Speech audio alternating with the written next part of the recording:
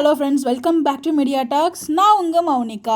இன்றைக்கி எபிசோடில் இந்த விஷயத்தை நீங்கள் நோட் பண்ணிங்களா? இது ஒரு 2-3 விஷயம் நான் வந்து நோட் பண்ணேன். அது எல்லாமே எத்தனை பேர் நோட் பண்ணீங்கன்னு சொல்லுங்கள். ரொம்ப நாளுக்கு அப்புறம் ஓஜி காவேரி அண்ட் ஓஜி வீக்கா அண்ட் ஓஜி வீக்கா ஹவுஸ் வந்து பார்த்திங்கன்னா நம்மளால் பார்க்க முடிஞ்சிச்சு. அது எல்லாமே ரொம்ப அழகாக இருந்துச்சு. இன்றைக்கி எபிசோடில் முக்கியமான விஷயம், நம்ம எல்லாருக்குமே டவுட் இருந்துச்சு. தேங்க்யூ போஸ்ட் வந்து பார்த்திங்கன்னா பசுபதி வந்து போட்டிருந்தார் இல்லையா?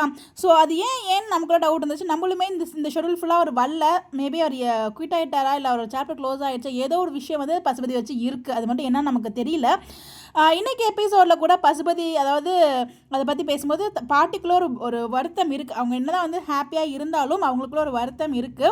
அந்த வருத்தம் வந்து பார்த்திங்கன்னா இன்றைக்கி வெளிப்படையாக சொல்லுவாங்க. எனக்கு வந்து பசுபதி நினச்சா தான் கொஞ்சம் பயமாக இருக்குது அப்படின்னு சொல்லும்போது, இனிமேல் பசுபதி சாப்டரே கிடையாது, அவரோட சாப்டர் க்ளோஸ் ஆச்சு, நீங்கள் பயப்பட வேண்டாம் அப்படிங்கிற மாதிரி சொல்லியிருக்காங்க.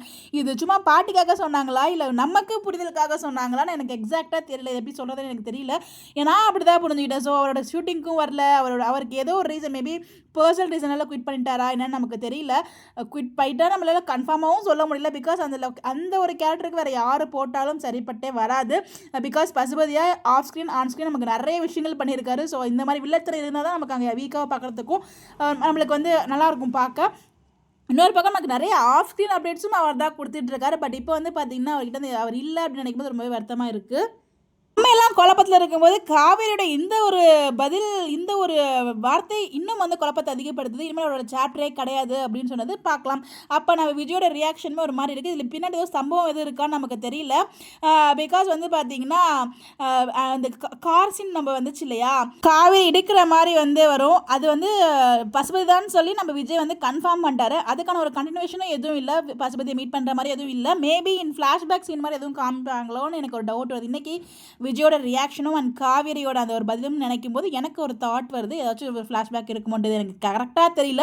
என்னோட புரிதலங்க நான் ஷேர் பண்ணியிருக்கேன். அந்த ஒரு விஷயம் நோட் பண்ண வேண்டியது. அதுக்கப்புறம் வந்து பார்த்தீங்கன்னா சித்தப்பா எல்லாரும் என்ட்ரி இருக்குன்னா ராகினி அண்ட் அஜயோட என்ட்ரி இல்லை.